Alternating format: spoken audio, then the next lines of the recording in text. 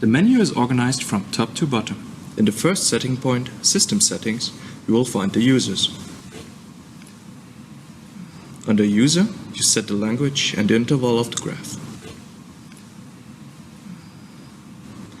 The setting of the graph is only for the visual display and not for the measurement data.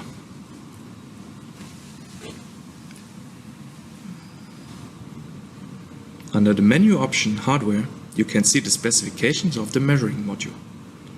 The hardware limits on the left side are given, the calibration data as well. However, this can be changed by the user. Changing these values will directly change the measuring results. Under the menu option Storage Medium, you can set the data logging speed, but we will talk about this later. Under the menu option Time and Date, you have the possibility to set both. Go to the drop-down menu and enter your data.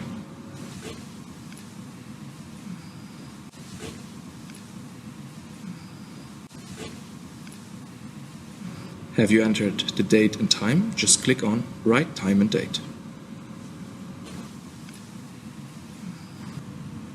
Under Zoom, you can enlarge one of your measurement values by just clicking on the appropriate icon.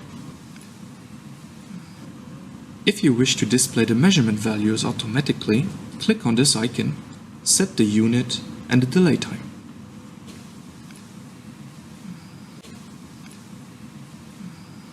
Click on the back icon to return to the overview. Now you can see your enlarged value. If the background is blue, it's cooling. If it's red, it's heating. By re-clicking, you will come back to the overview.